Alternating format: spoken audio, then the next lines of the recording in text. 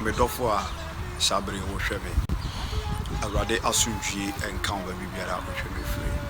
ayɛ musumfo jewra na papa mo che so hwɛ sisi ya me gyina wani ya black na hyɛ me na kakra ni na me beto mo nim sɛ me papa afiri waka baabi waka nkyina gu sante kasa na me chiche musa kyɛ sɛ me papa awu na wotwida no yakodi awie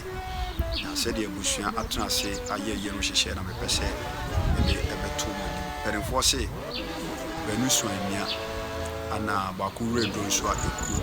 eya ko yin nkogya nti mefa konye so na me de tɔɔrɔfo no nyina nim na masem yi prakupe sɛ kristo ya dom na ewiase nkɔ na wie ya October bosumi ayi ko wuram ya edinafua dunkuna me kyerɛ 19th October 2023 ya isi ya wada na yeyi me papa na yegyina so aye na yi kopɛ no korabe etimifa konye so matom sa e de afre adofo no nyina mesi wo yi a sɛ kristo ya ma da no du so a mehyerewa mode na ebeta mechi na nyenkura me papa echi pra obebusa sɛ eyi ne hefa ne yɛ no bacho eyi kumase enkwantie ha ya ofin so kwan so sɛ wo ba bia wo ba foro ofin so ka na wasi kura yɛ fra ne denase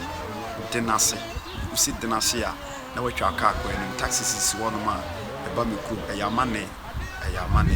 na wafro taxi ne bi na waka che taxi driver ne sɛ ukɔ kura yɛ fra ne isanse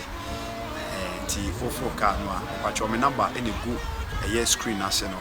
baby a yɛ yie no ane hu hyehyɛ bia no ofra me a menya adagye na me no wakasa sɛ untime nso ma bacho number no na wafrɛ na waka me bia kyerɛ musumfo jewra ade atomani me nko amintimi nyi me hia wo mmoa nti wadaro me duru hɔ a wɔmden na ebeta mechi na me papa mintimi nkura no kura minim sɛ obeba na nkopɔ enhyira bye bye